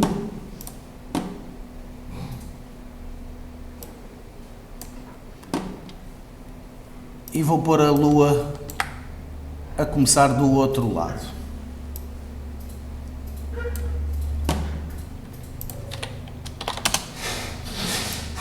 Ok? Não tenho aqui sombra nenhuma, que era o meu problema.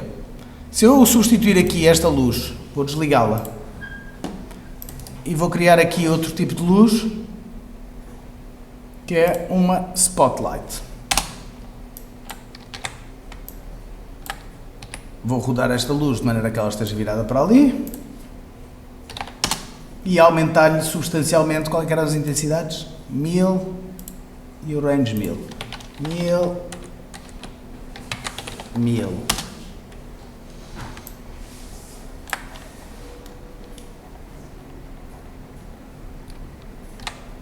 Ligamos as sombras.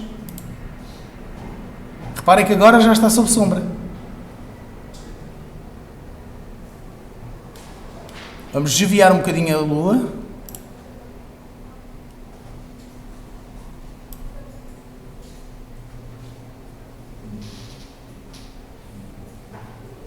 Ok? Obviamente, neste caso, a Lua está a fazer demasiada sombra. Vamos. Porque as distâncias não estão certas, propriamente. Isto está ao contrário do que... Hã? Uau. É por causa do bias da câmera.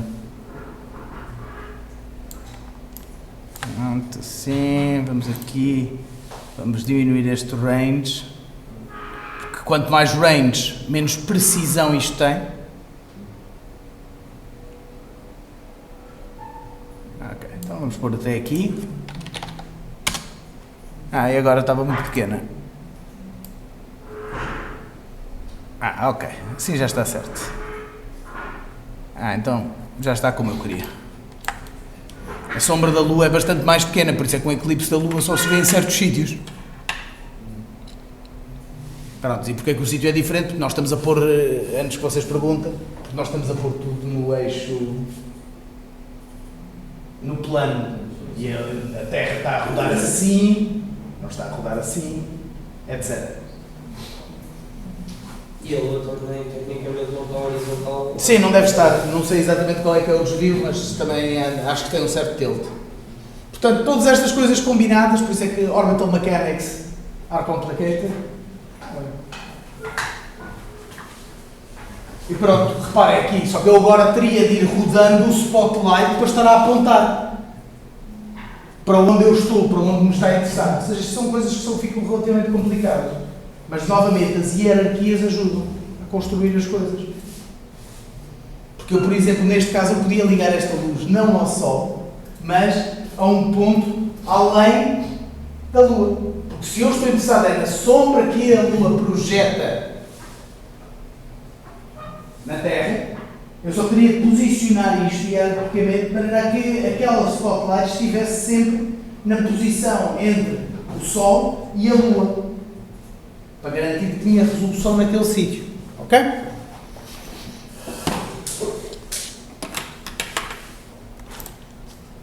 Vamos desligar esta, vamos ligar a Point Light.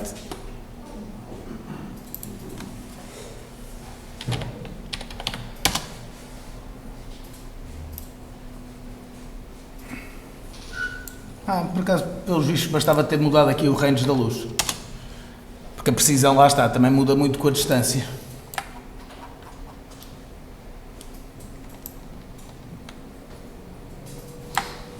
Ok. O que é que podemos aqui fazer uma coisa mais engraçada?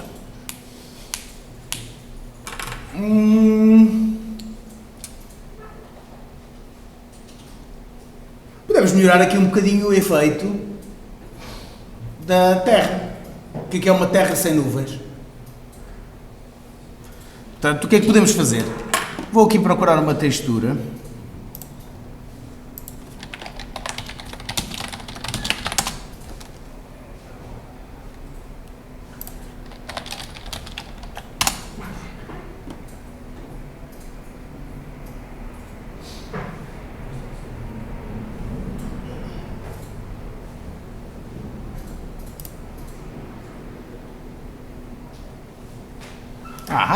Esta é boa.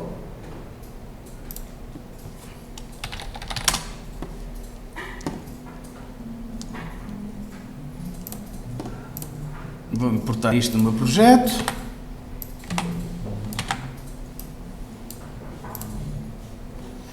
E agora vamos criar aqui um material chamado Cloud Cover e vamos aplicar essa textura. E eu vou criar aqui mais uma esfera em cima da Terra.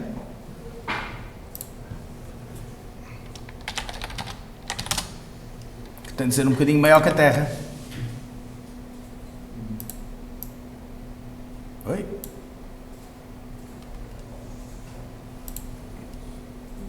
Centrada na esfera.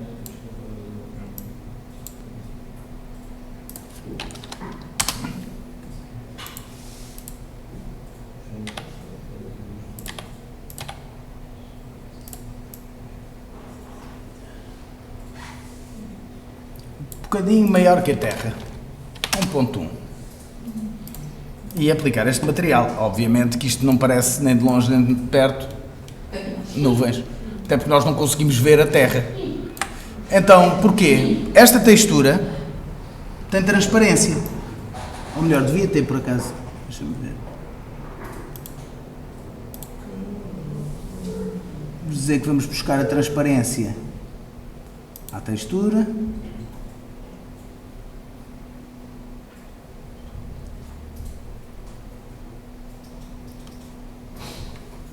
Esta textura tem menos resolução do que me parecia. Vamos buscar a transparência à gama de cinzentos. E agora aqui no nosso material, vamos dizer que este material é transparente. Okay? Já começamos aqui a conseguir ver. Este tem nuvens a mais. Mas pronto, vocês percebem a ideia, agora iam para o Photoshop e faziam isto em gradiente, para ficar mais interessante. Parecia melhor do que é.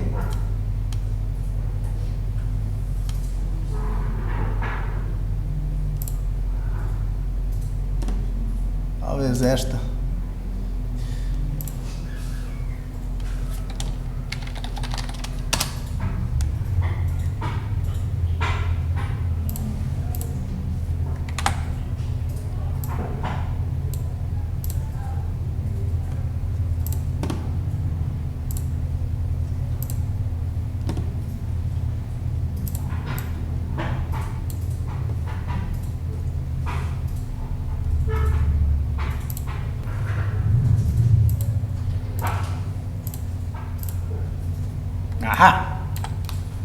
Ok, esta se calhar é um bocado ténue demais, mas dá.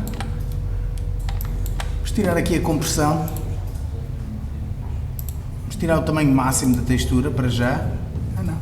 Ah não, espera, esta textura só tem 256 por 128. Ele dizia que aqui tinha substancialmente mais.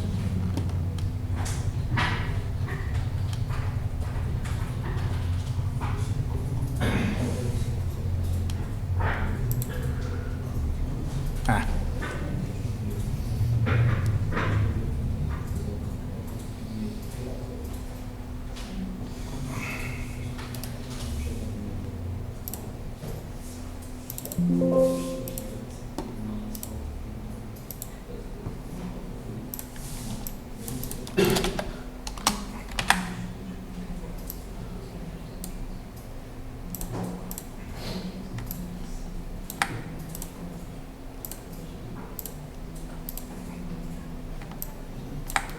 Temos aqui então umas sombras. E agora podíamos fazer aqui uma rotação e também tínhamos as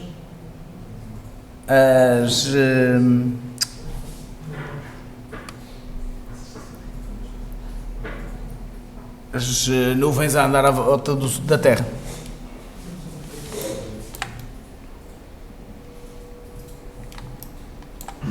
Aliás, até podíamos usar múltiplos planos com rotações distintas para dar um pouco mais de volume. E assim, por exemplo, 1.05, não. E esta aqui 1.025 com rotações distintas. E assim tínhamos vários planos e reparem que parece que tem mais volume, porque eu tenho várias camadas. Em vez de parecer uma esfera que tem um mapa, tenho várias camadas de sombras.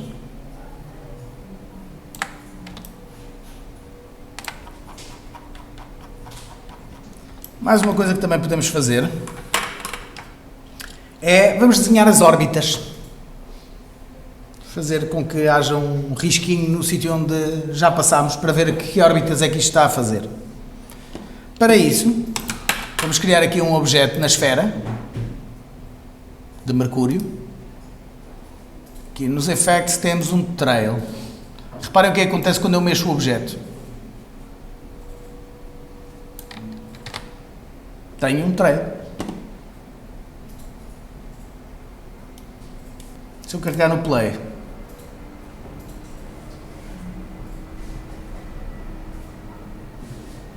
ou seja, basicamente o objeto trail faz-me aparecer, deixa-me um rastro durante X tempo.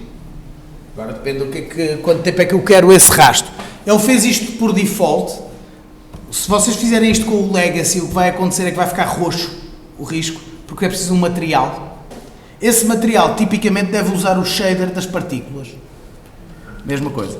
Se eu quisesse, por exemplo, que este trail durasse menos tempo, por exemplo, 1 segundo,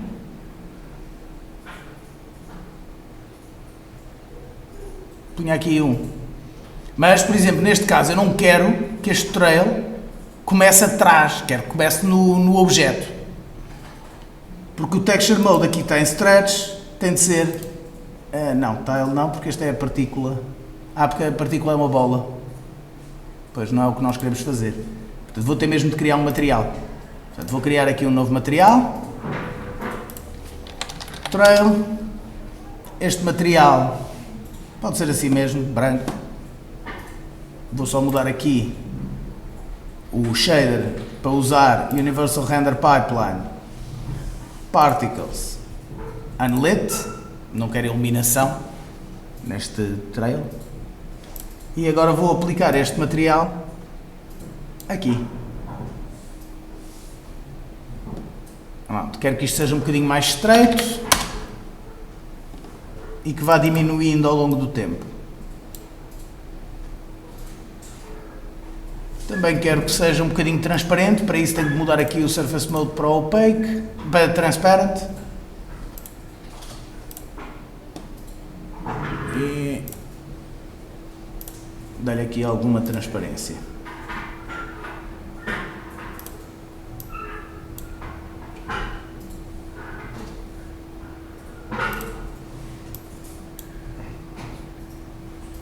Provavelmente também quero aqui mudar um bocadinho a cor.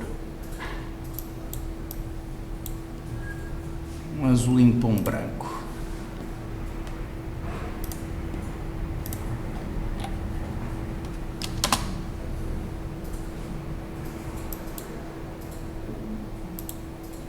Como eu estive a editar isto, enquanto isto estava a correr, se eu agora parar, ele não vai ficar. Portanto, eu tenho de ir aqui. Não é aqui. Aqui. E fazer copy component. Agora já posso parar. Os valores voltaram ao normal. Mas posso carregar aqui past component values. E agora posso copiar isto para as outras esferas, nomeadamente a esfera da Terra e a esfera da Lua. Carregando no play agora.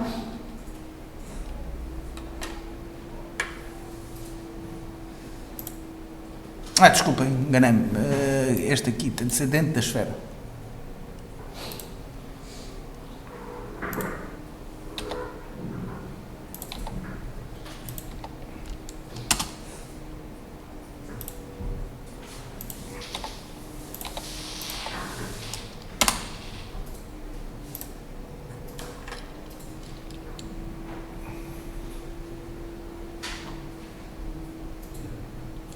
E conseguimos ver as órbitas todas.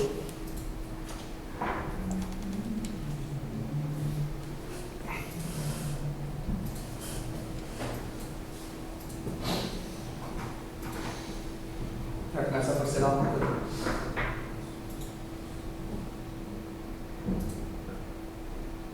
A órbita da Lua está Hã? Ela estava a órbita da Lua, parece. Porquê que? A órbita da Lua parece para mim. Não parece.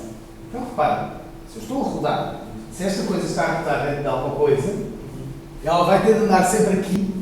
Repara, passou à frente, está atrás, passou à frente, está atrás. Repara que está agarrada. Eu não estou a desenhar a órbita, o trail está a olhar para a posição no mundo, não na posição local. Mas podíamos fazer isso. Acho que há aqui uma opção para isso. Espera aí, deixa-me confirmar, mas eu tenho quase certeza que existe. Se eu aqui...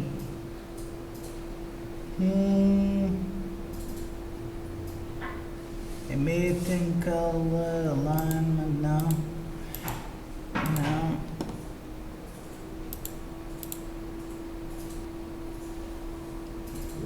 Engraçado estar a ver isso. Não, por acaso não. Tinha a ideia que havia uma opção para isso, mas não. Basicamente, se nós fizéssemos um trail render que anda à volta, que considerasse posições locais, ou seja, que eles próprios estivessem agarrados à posição, aí já conseguimos ver a órbita à volta da Terra. Assim nós não vemos a órbita à volta da Terra porque a posição, ele está a seguir a esfera está-se a mover ao longo do espaço. Repare que isto também pode acontecer se isto ainda fica mais esquisito. Deixa-me fazer aqui uma coisa. Vou agarrar na câmera, prendê-la ao Sol. E vou agarrar no Sol e vou movê-lo ao longo do espaço. Portanto, vou fazer aqui um script para mover.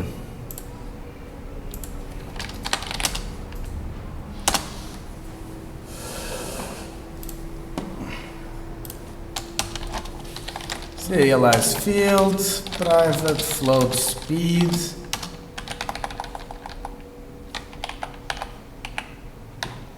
E vai-se mover em frente. Pronto, não me está a precisar estar aqui a fazer algo muito complicado. Transform.position mais qual é que é o eixo transform.forward vezes speed vezes time delta time.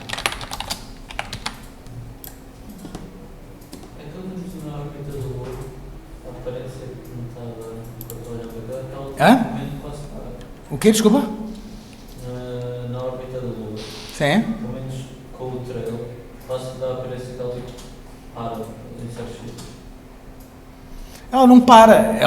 A rotação há uns pontos em que atinge. Repara, A Lua, o que vai acontecer é que a Lua vai estar à frente da Terra, atrás da Terra, à frente da Terra, atrás da Terra. Há ali um ponto em que ela parece que para nesse particular, mas não está parada, nem de longe nem de perto. Ora bem, se eu agora meter aqui a mover o Sol, nós não vamos notar aqui nenhuma diferença. Eu vou pôr um trail no Sol que é para conseguirmos ver. O Sol se está a mexer.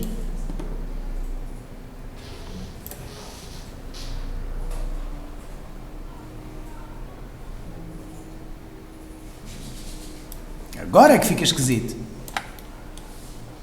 Espera aí.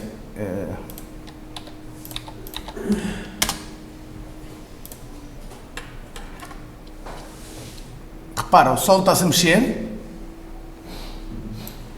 A câmera está presa ao Sol, por isso é que ele parece que não se está a mexer. Mas repara como é que ficam as órbitas.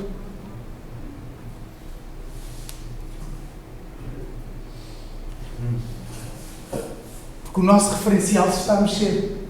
Se tu estás a andar num carro à mesma velocidade do outro carro e olhas para o lado, ele está parado. Se aceleras, ele parece que abrandou.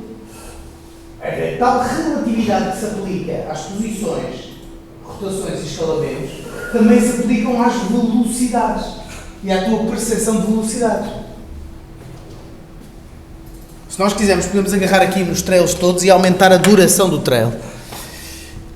Ora, um truque interessante para fazer isso é fazer aqui na procura T, trail, renderer.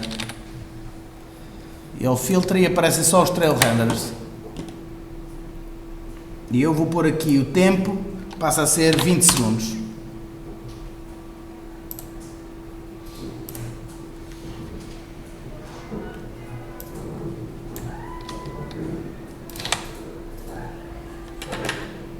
Estão a ver as órbitas? Como ficam esquisitas? Mas isto é o que acontece na vida real. Ainda é mais esquisito, porque o Sol, por exemplo, está a deslocar-se ao centro da nossa galáxia. E demora uns milhões de anos a fazer uma volta completa. Portanto, nem é um movimento assim, é um movimento de rotação. Portanto, ainda ficaria mais estranho. Gosto disto.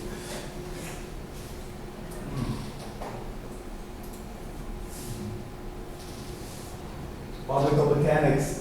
É por isso que apesar de não só ter ideia que, por exemplo, para lançar um foguete em relação a alguma coisa é só disparar o gás na direção certa, prevendo os movimentos, mas nem isso funciona porque tu não consegues prever todos os movimentos. E o Sol ainda se move a uma velocidade, se for convertido para velocidade linear, se eu não estou em erro, se a memória não me falha, o Sol está-se a mexer a qualquer coisa como 36.000 km/s. Portanto, acertar em qualquer coisa no sistema solar é bastante complicado.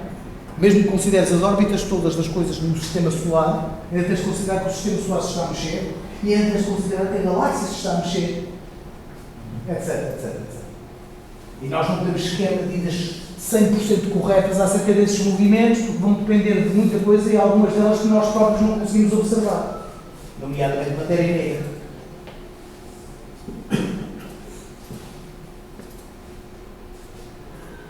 Mas pronto, dúvidas acerca desta coisa de como organizar objetos, como é que as transformações se afetam umas às outras? Houve alguém que fez uma pergunta ao professor Nélio no Discord há um dia ou dois. Sobre a câmara? Sim. Foi eu. Estás a perceber qual é que foi o problema? Ou seja, estavas a usar uma transformação que estavas a ir buscar ao sítio errado. Estava a utilizar a transformação da câmara. Eu pessoalmente, vou ser muito honesto, eu nem gosto muito de agarrar a câmera e a meter dentro de um objeto como acabei de fazer. Normalmente eu não faço isso. Normalmente para mim a câmera é uma entidade externa que tem um script que copia posições quando prefiro esse sistema porque permite-me ter um pouco mais de controle sobre cutscenes. Por exemplo, numa cutscene, queremos ver o personagem, tens de tirar dentro do objeto e metê-lo ali e depois voltar a metê-lo. Ou seja, eu prefiro normalmente ter a câmera como uma entidade completamente separada. Mas aí não é preferível fazer várias câmaras e desativar uma e ativar outra? É uma possibilidade. Se é preferível, vai depender da pessoa. Como eu disse, não há um erro. fazer isso. Mas, aliás, em alguns casos não tens grande escolha. Aplicações VR, por exemplo, a câmara tem que estar sempre ligada ao avatar. A não ser que queiras que os teus utilizadores o liguem. É importante ter esta noção da presença, mas é um caso particular, na minha opinião.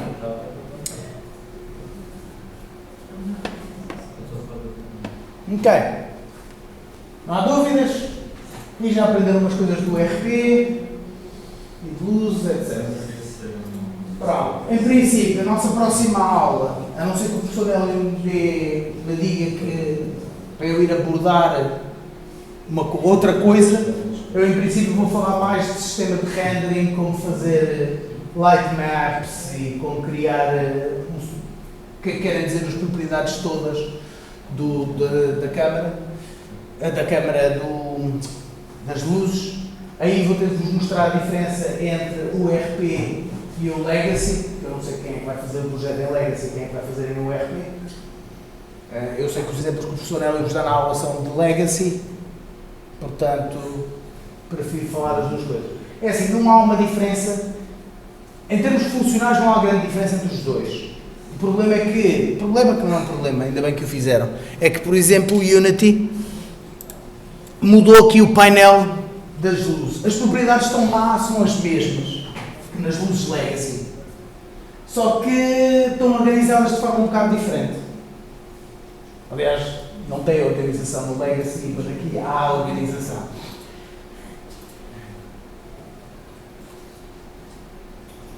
Ok, alguém quer ver alguma coisa dos projetos? Parte expositiva, já chega por hoje. Vou parar o OBS.